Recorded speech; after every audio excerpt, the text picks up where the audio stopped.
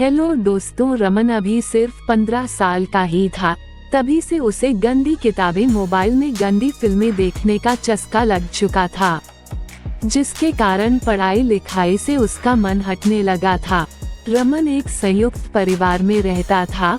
घर में उसके चाचा और चाचा जी की लड़कियां भी अब बड़ी होने लगी थी।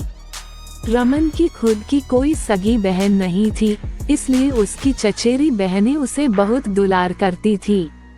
लेकिन जब से रमन के कदम गलत रास्ते पर पड़े थे, तब से वह अपनी बहनों को भी गलत नजरों से देखने लगा था। ऐसे ही एक दिन रमन अपनी छत पर था। छत पर बने छोटे से कमरे में से उसने कुछ आवाजें सुनी।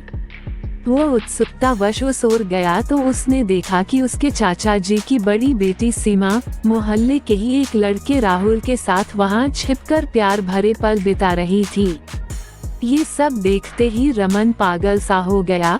वह राहुल की जगह खुद की कल्पना करने लगा। थोड़ी देर के बाद राहुल छत पर से दूसरी छत पर कूदकर अपने घर चला गया। रमन तुरंत ही सीमा के पास पहुंच गया। रमन को वहां पर देखकर सीमा घबरा सी गई।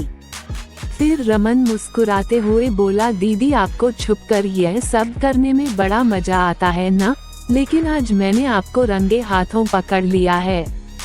मेरी बात मानो तो आप अपनी किसी सहेली से मेरी भी दोस्ती करवा दो, फिर मैं आपका राज किसी को नहीं बताऊंगा। सीमा गुस्से में बोली, यह सब क्या बकवास कर रहे हो तुम? अगर घर में किसी को पता चल गया तो पता है तुम्हारे साथ क्या होगा। रमन हंसते हुए बोला, दीदी आप एक लड़की होकर भी यह सब कर सकती हो, तो मैं क्यों नहीं कर सकता हूँ? और अगर आप किसी और लड़की का इंतजाम नहीं कर सकती, तो आप ही मेरे साथ थोड़ा वक्त गुजार लो। रमन गुस्से में बोली, मैं राहुल से प्यार करती हूँ, उसकी नौकरी लगते ही हम शादी करने वाले हैं। लेकिन तुम मुझसे बहुत घटिया बात कह रहे हो। रमन कहने लगा, आप सोच लो वरना मैं आपकी पोल खोल दूंगा, और साथ ही यह भी कह दूंगा कि मोहल्ले के कई लड़कों के साथ आपका चक्कर है।